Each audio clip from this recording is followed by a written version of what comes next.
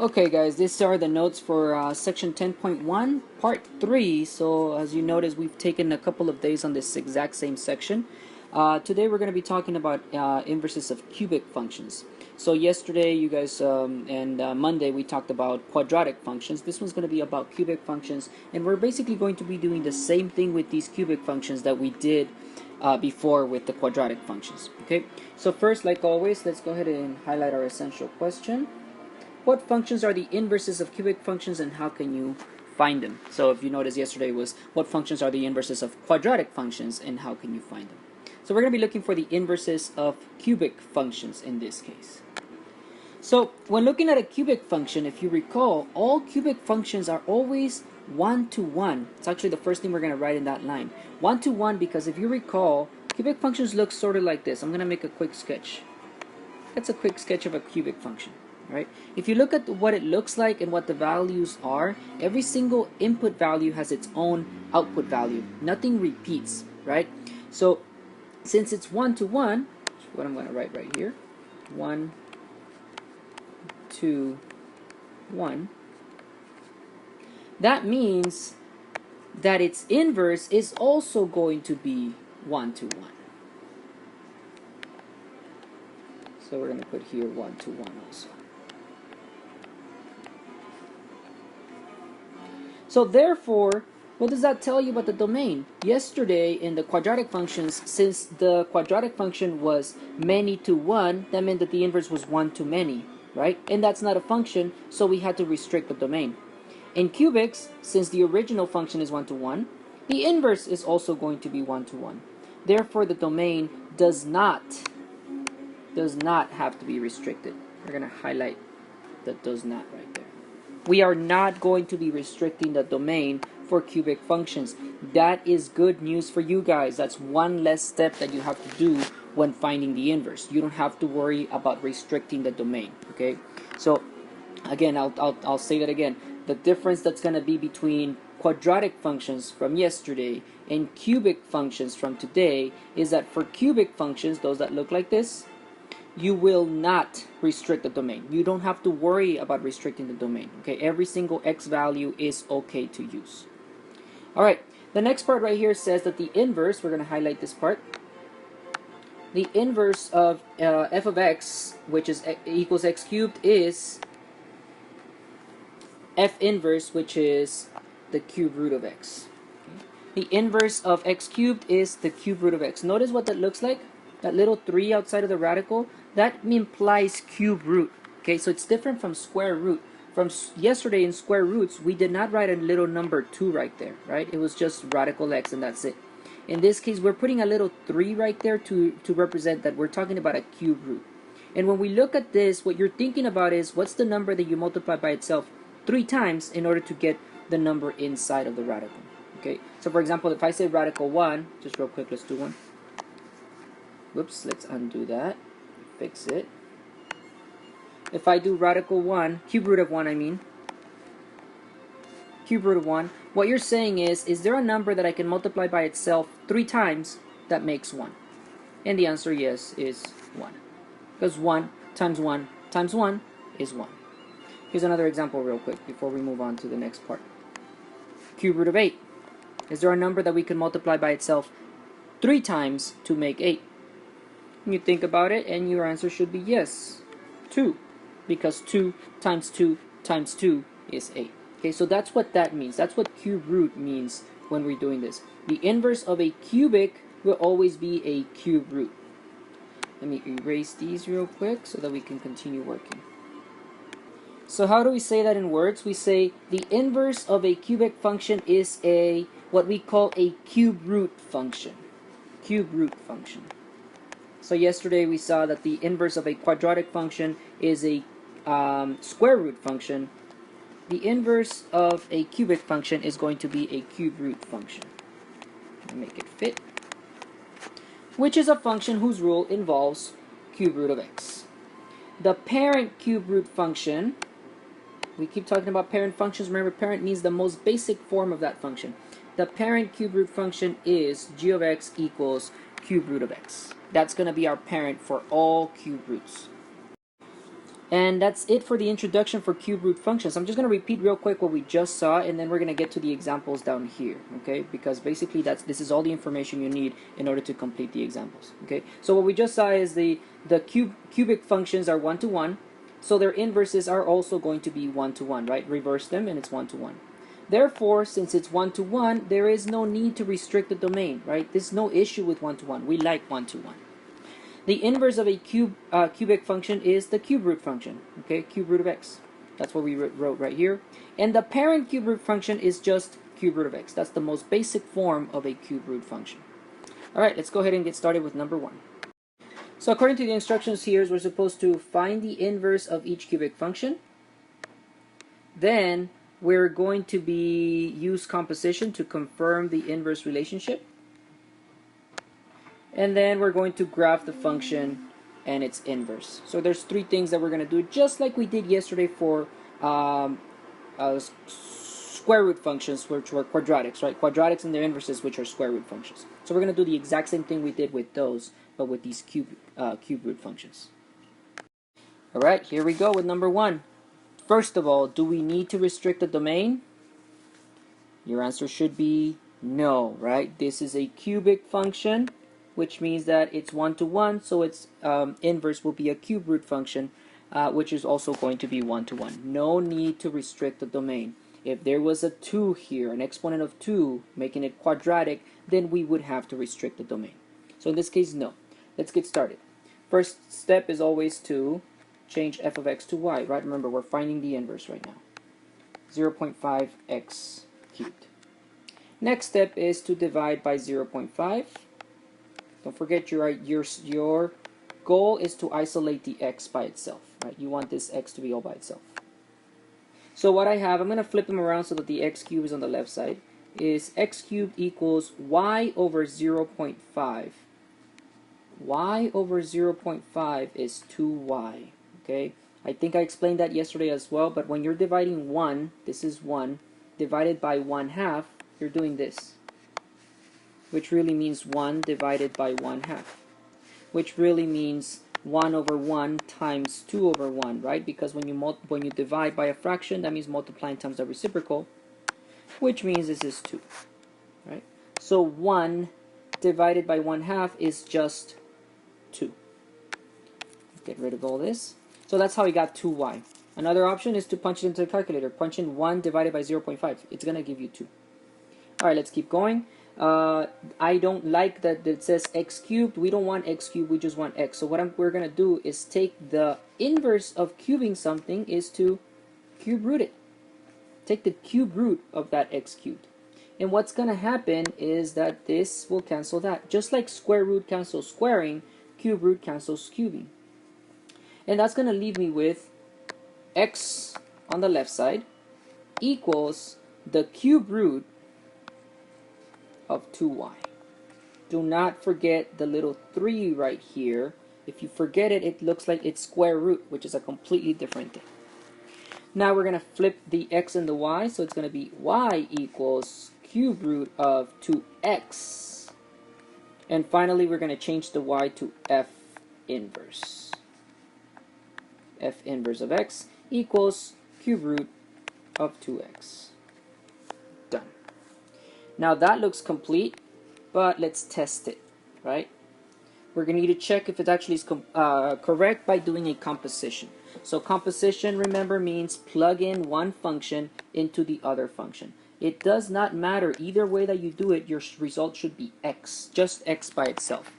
So what I'm going to do is I am going to plug this one into this one. So it's going to look like this. F,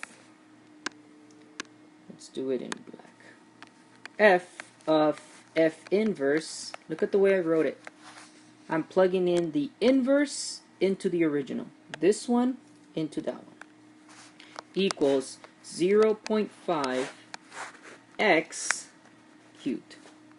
But in place of x, I will plug in the entire other function. Cube root of 2x. What's going to happen is that this cube and this cube root will cancel each other, right? Just because they're inverses, just like this one right here. So they will cancel each other. This cancels that, leaving me with just 0.5 times 2x. 2 times 0.5 is 1, so it's just 1x, or just x. And that pretty much confirms that our inverse is correct, because the composition of the two gave me just x. That was the goal. Okay, our final instructions are to graph the function, right? So we got the inverse, and then we confirmed using composition. Now we're going to graph both of them on the same coordinate plane. So what I'm going to do is I'm going to make a table, an xy table.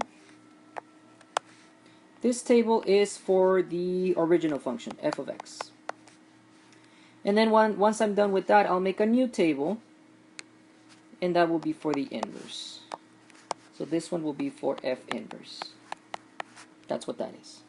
Alright, for my first table, I'm going to choose some values to plug in. Since my domain is not restricted, I can choose any values that I want, right? So once again, let me mention that right here we said it's a cubic function. We did not restrict the domain. You can choose any x values that you want.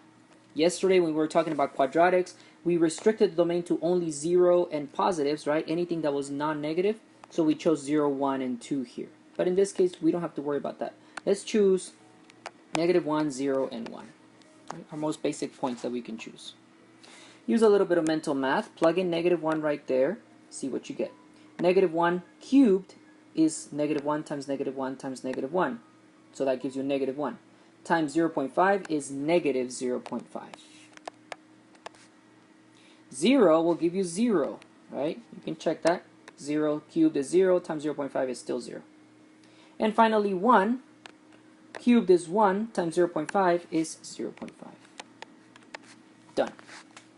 Now for the inverse, remember what I said, it's so easy to find the inverse. Once you have one table, the inverse means just flip the values around. So -0.5, -1, 0, 0, and 0.5, 1. There you go. Last step to do is to make a graph with those two. So I'm going to make a quick graph right here. This is my, you know what, I'm going to use this as my y-axis. And then this will be my x-axis. Hopefully that works out fine. 1, 2, 3, 4, 5. 1, 2, 3, 4, 5. 1, 2, 3, 4, 5. 1, 2, 3, 4. Oh, I just noticed how small my numbers are. I'm not going to need 5 in each direction, right? I only need 1, basically. You know what, then let's fix that. I don't like the way I drew it. Let's fix that again. Let's do it again. I'm going to make my x-axis and my y-axis again. Here's my x-axis. Here's my y-axis. 1, 2. 1, 2. 1, 2. 1, 2. That gives me a lot more space to work with. Alright, I'm going to do the original in blue. So -1, -0.5, right about here. 0, 0. And 1, 0.5. They look like a straight line, but remember that cubic functions do not look like a straight line. So it's actually going like this. It's starting down here, coming to that point, going there, and then increasing again. A little snake or S shape. The other one is going to be in red. So -0.5, -1, right about here. 0, 0, right about here. And 0.5, 1, right about there. And now that I'm looking at it, I realize that I should have chosen more points, because once again it looks like a straight line, and so it's very easy to make the mistake of thinking that it's a straight line or to make the exact same type of curve that we already made. And it's actually not that way. This one is going to look something like this. Watch. It's going to go starting over here, going to go through there, and then curves out that way. Right? It becomes flatter as it goes farther away.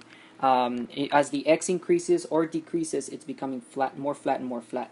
Whereas the cubic one, it's becoming more and more steep as it increases. So it's the exact opposite, actually. It's the inverse, of course, of the original.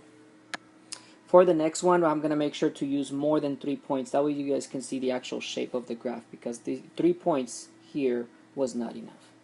Alright, but that's the finished problem. We found the inverse using the exact same steps that we have been doing since before, right? Change the f of x to y, solve for x, reverse the y and the x. The step in order to get rid of the cube is to take the cube root of both sides. We got this. We use composition over here to check it worked, right? We plugged in this one into that one. Then we made a table of values for this one, reversed it for the inverse, right? You don't have to make a different, by the way, you could. If you wanted to make your own table starting here, you could. But it's so much easier to just make a table here and then reverse it. And then we graph them both. Just plot the points. And that is number 1. Let's move on to number 2. Okay, number 2, same idea, right? It says find the inverse, check using composition, and then graph both the original and the inverse. So here we go. First step is always the same. Change f of x to y. So we get x cubed minus 9. We're going to isolate the x. In this case, we got to get rid of the 9, so we're going to add it to both sides. I get y plus 9 equals x cubed. I'm going to flip them around. X cubed equals y plus 9. I just like it on the left side. It's going to make it easier for us to see. Next step is to get rid of the cube. To do that, you take the cube root of both sides. Notice how on the right side it says y plus 9. I got to take the cube root of everything on that side. So it's the cube root of y plus 9. Everything is underneath the cube. And don't forget the little 3 here, showing that it's a cube root, not a square root. The cube root cancels the cube, so this cancels that, leaving you with just x on the left side. On the right side, nothing cancels, so you still have cube root of y plus 9. Flip the x with the y, so y equals cube root of x plus 9. And finally, change y to f inverse equals cube root of x plus 9. There we go. That's done. Next, what we're going to do is we're going to check using composition. So that one's finished. Let's check using composition. So what I'm going to do in this case is the opposite of what I did in the last one. I'm going to plug this one into this one, just to show you guys that you could go either way and it still works. The goal is to get x at the end. You should. If your inverse is correct, you should get x at the end. So I'm going to plug, again, I'm going to say it again, I'm going to plug f of x into f inverse. So it should look like this. F inverse of f of x, notice inside of the f inverse, I'm plugging in f of x, is equal to the cube root of x, which I'm going to leave blank because I'm going to plug something in there, cubed, don't forget the cube there, x cubed, oops, no, I just messed up, there's no cube there, the cube root, it's not x cubed. Here's what I just did, and I hope you guys noticed my mistake there too. I put a cube here because I was looking at that one, right? But just remember, I'm using this one to start with. So then I'm going to plug in this one into that one. So inside of those parentheses, I'm going to put in x cubed minus 9. There you go. We're going to clean it up. It's going to look like this. The cube root of x cubed minus 9 plus 9. The negative 9 and the positive 9 are going to cancel, so it's just the cube root of x cubed. The cube and the cube root are going to cancel again, so it's just x. Don't put radical x, right? You're canceling everything. Cube root cancels cube, so it's just x. And that confirms that that is the inverse. Okay, final step is to graph them both. So I'm going to go ahead and graph them both. Like I said, I'm going to go ahead and use more points in this one so you guys can see the actual shape of the graph. So more than 3. We're going to go for 5, right? Here we go. First thing I'm going to do is make a table of values for the original. X, Y.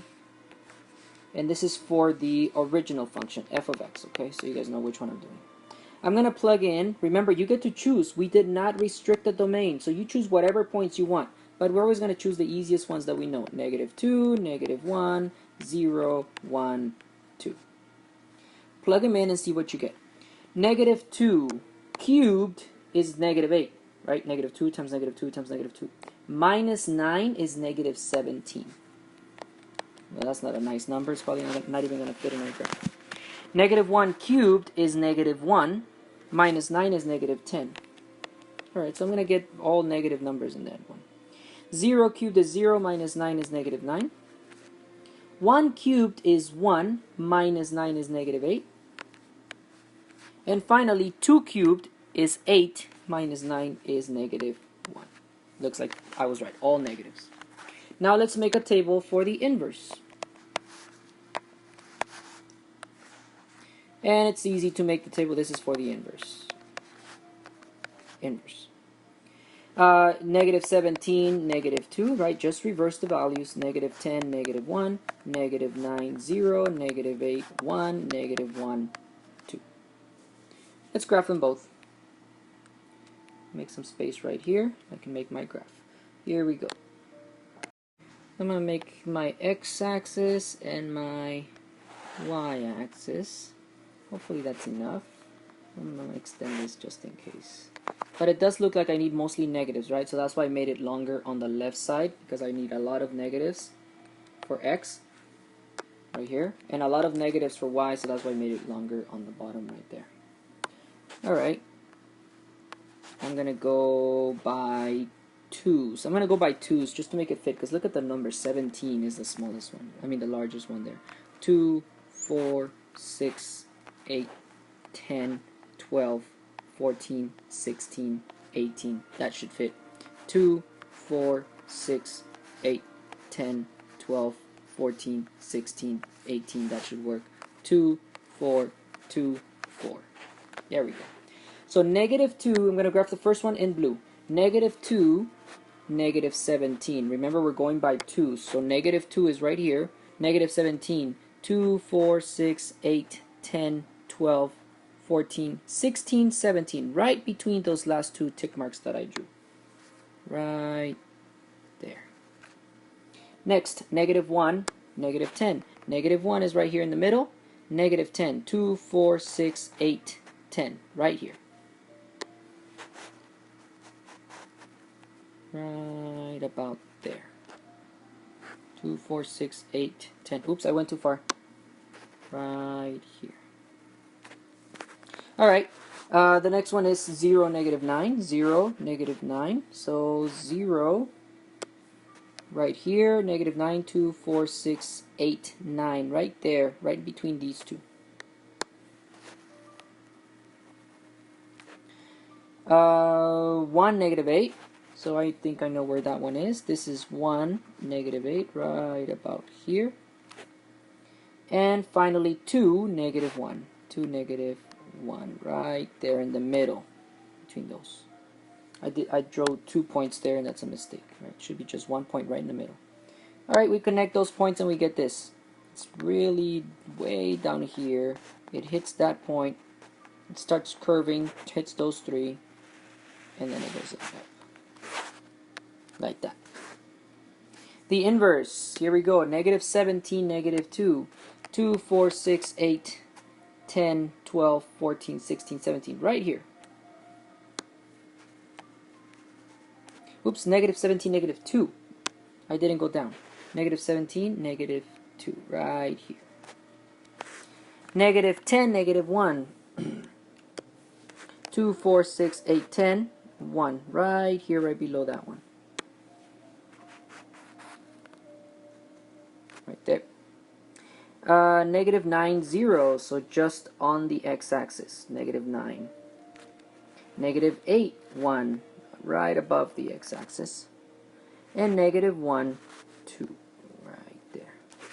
So notice the shape here. It goes this way. It hits those 3. And then it goes this way. So you should be able to be noticing that the original functions, the cubic functions, are very steep. Very steep over here at the end, very steep over here at the end. Whereas the cube root functions are very flat. They're not steep at all, right? The only steepness you actually see is right here in the middle with these 3 points, and then it's flat again. Same thing that happened over here on this one, right? It was flat, and then it got a little steep, and then it was flat again. I did erase the other part. And this one was steep, then a little bit flat, then steep again, right? That was the cubic function. Alright, and there you go. There's your answer. Let me just recap real quick what we just did for number 2. We found the inverse by switching f of x to y, solving for x. Don't forget to get rid of cubing, you cube root, right? We flipped the x with the y, and we wrote it as f inverse. We checked that it actually worked by plugging in the original into the inverse. That's what this means. Plug in the original into the inverse. We get this. The negative 9 and the positive 9 cancels, leaving you with x cubed, cube root of x cubed. The cube root and the cube cancel, leaving you with just x. We made a table of values for the original. There's no restriction on our domain, so we chose any values we wanted. I chose the simplest one we could get, and I went for more than 3 in order to get a good representation of the shape of the graph. The inverse is very easy. Once you have this table, just flip them around for the other table.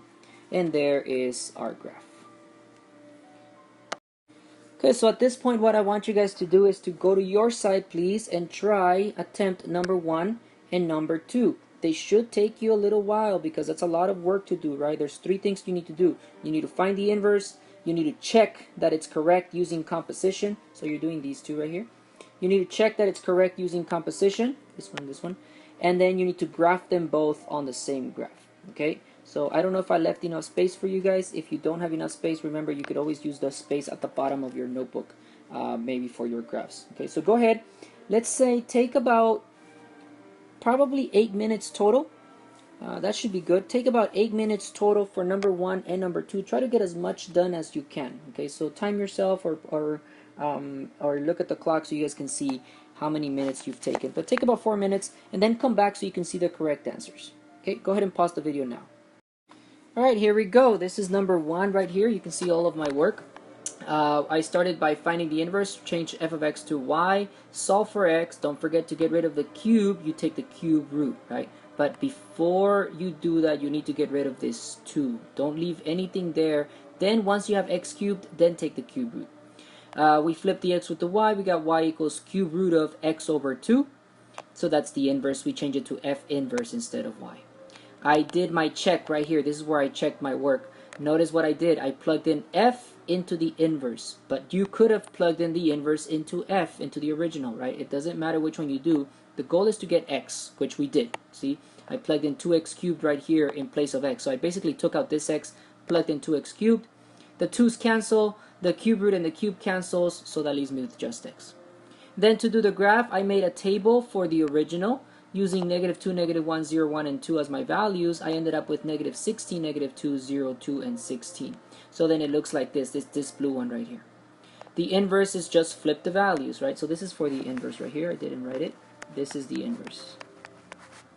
Flip the values, and so you get this graph over here. And you could kind of see how they're related to each other, right? They have the basic same shape, but they have been reflected kind of, okay? No, not kind of, they have been reflected. That's actually what is happening. All right, let's look at number 2 real quick. Right here, number 2. You can see my work right there as well. Change f of x to y. I kicked out the 2 by adding it. Take the cube root of both sides. I got f inverse equals the cube root of x plus 2. All right, don't forget, we're changing the x and the y. Here's my check. In this case, I decided to plug in the inverse into the original. Inverse into f. So this is x cubed minus 2. But in place of x, right, x cubed minus 2. In place of x, I plugged in cube root of x plus 2. The cube root and the cube cancels. The positive 2 and the minus 2 cancels, leaving you with just x. So that confirms that they are inverses of each other. And then what I did is made a table of values once again for the original. Plugged in negative 2, negative 1, 0, 1, and 2. Calculated my y values, which are negative 10, negative 3, negative 2, negative 1, and 6. Reversed them for the inverse, graphed them both. This is the blue one, the original, f of x, and the red one is f inverse. All right, what we're going to do now is go back to my side. So go back to my side, please, so that we can work on a couple more examples.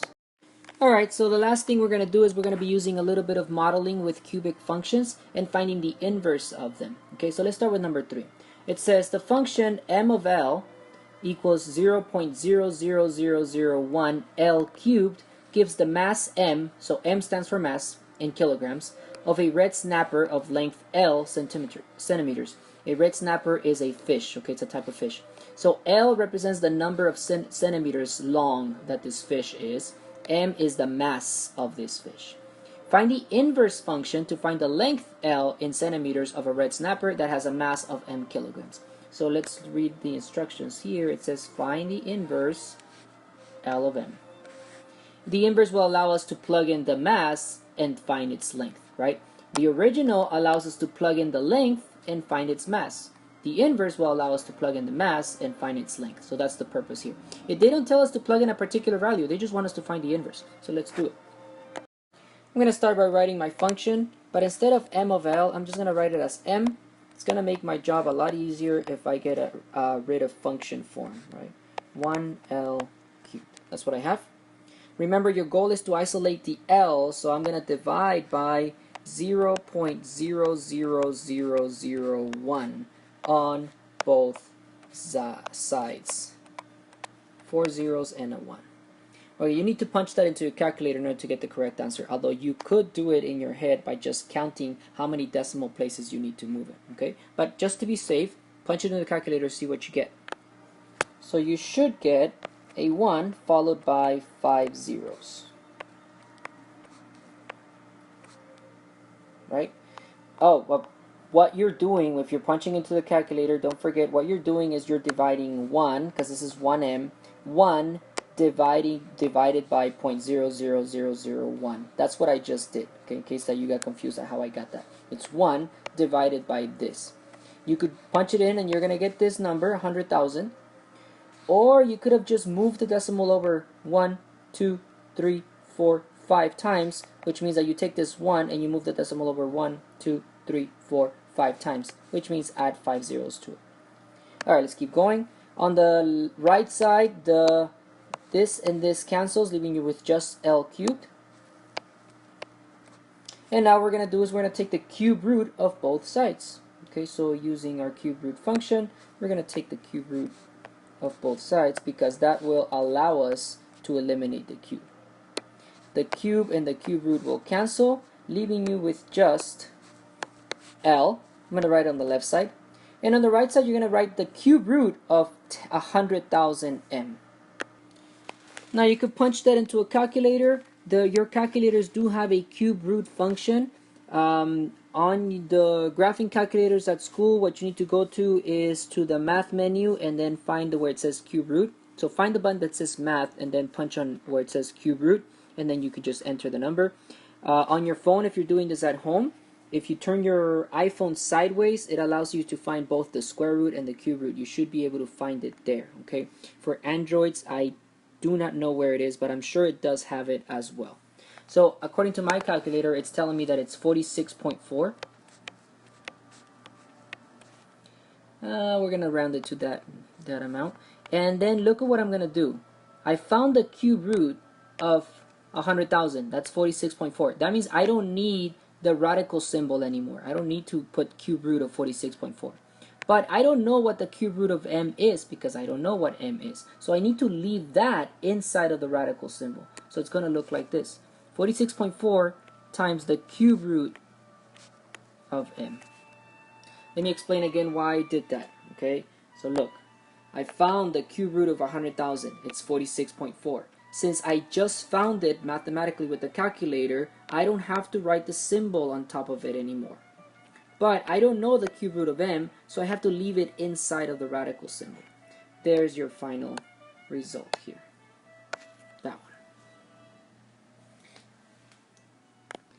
And you're done. What this means is that now you can plug in the mass of the red snapper and figure out its length. If you know its mass, you could figure out its length. This one says that if you know its length, you could plug it in here and find its mass. Okay, this one goes the other way. Remember, for real world situations, when we're finding the inverse, we do not reverse the two values, right? We do not reverse the L with the M. Oh, one last thing I forgot. We do have to write it in function form. Notice they want it in this form. Instead of L by itself, it's L of M. So let's write it that way. L of M is equal to 46.4 times the cube root of M. There. Now we're done. Alright, let's do it again with number 4. It says the function a of r is equals 4 over 3 pi r cubed gives the surface area of a sphere with radius r. Find the inverse function r of a to find the radius r of a sphere with surface area a. So they're telling me this formula gives us the area if I know the radius. They want us to do the inverse.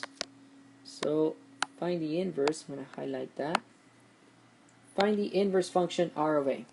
And that inverse function will allow us to find the radius if we know the area. Okay, that's the difference between the two. In this one, if you know the radius, plug it in, and you'll find the area. In the inverse, if we know the area, plug it in, and it'll give us the radius. Let's do it. So what I'm going to do first is write it in this form instead of function form. So it's just a instead of a of r. 4/3 pi r cubed. Right, remember the goal is to get r of a. So we need to isolate the r. What I'm going to do first is get rid of the 4/3 by multiplying it on both sides. So I'm going to multiply both sides, by the reciprocal of it, right? The reciprocal of 4/3 is 3/4. 3/4a equals, I'm going to multiply times 3/4 on this side as well. Because what's going to happen when I multiply times 3/4 is that the 3 and the 3 will cancel, the 4 and the 4 will cancel. The entire fraction will be gone. So what I have on the left side is 3a over 4. Notice the way I'm writing it. It's not 3a over 4a. It's just 3 times a divided by 4. Equals pi r cubed. Alright, not done yet. What I need to do is get rid of pi. So we're going to divide both sides by pi. Divide both sides by pi. Now make your job a little bit easier here. Let me erase this actually. I don't like the way I wrote it. When you have a fraction and you need to divide by a number, all that means is put that number that you're dividing by, in this case pi, in the denominator. If you have a fraction and you need to divide by something, just put that in the denominator. And you are dividing because it's in the denominator. It's going to cancel it here, leaving you with just r cubed. I'm going to switch it to the left side. And on the right side, you have 3a over 4 pi. And the last thing to do is to find the cube root of both sides. So I'm going to take the cube root of this side and the cube root of this side. The cube and the cube root will cancel each other out, leaving you with just r. And watch how I'm going to clean up the right side. Look at all the 4 different values that you have here. You have a 3, an a 4, and a pi. The only one you don't know what it is a. We know what pi is, right? We have an approximation of it. We know what 3 is, we know what 4 is, we know what pi is. So if we know all these 3, we can actually make this calculation, find the cube root of it, and then all that's going to be left inside. So just like the last one we did, there's going to be something left inside, which is going to be the a in this case. That's the only one we don't know. Everything else, there is a number that represents this that we're going to pull out, an approximation. So in your calculators, what you should do, first of all, is multiply 4 times pi. Actually, I'm going to guide you through that. Let's do it together. So it looks like this. 3a. What I'm going to do first on my calculator is multiply 4 times pi to get a decimal approximation. So let me check my calculator. Calculator says that that's approximately 12.57. Approximation. 4 times pi, 3.14, or just use the pi button on your calculator. There is a pi button there. Next, what I'm going to do in my calculator is divide 3 divided by 12.57. I'm going to do that calculation next. So on your calculator, divide 3 by 12.57. And my calculator says that that is 0.24. Let's round it to 0.24. So r equals the cube root of 0.24a. Notice that the fraction is gone because I did the division. I divided it, so no more fraction, it's just 0.24. Now again, on your calculator, all you have left to do is find the cube root of 0.24. Okay, and once again, you can find that on the graphing calculators. Push the button that says math, and then you should be able to see something that looks like cube root. Okay, on your phone, on your iPhones at home, if you're doing this at home, turn it sideways when you open the calculator, and there is a cube root button right there as well. Okay, on Androids, again, I don't know how to find it, but I'm sure you guys can figure it out on those calculators as well. So I'm going to punch it in, cube root of 0.24, see what I get. And my calculator says that it's approximately 0.62. So there you go. Once you found the cube root of the number, you don't need the radical symbol over this number anymore. However, you still need it for the a because we don't know what a is. It's going to stay inside the radical. So it's going to look like this. 0.62 times the cube root of a. And now you're done. So once again, the only difficult part here is getting this part simplified down, right? Because this just looks awkward. So what I did is I multiplied 4 times pi on my calculator. I divided 3 by 12.57. I found the cube root of 0.24, and this is my final answer. What does this allow us to do in comparison to the original? Again, the original, notice that the variable inside here is r. So it allows you to plug in a radius and find the area of a sphere, right? We're talking about a sphere. So if I know the radius, I can find the area.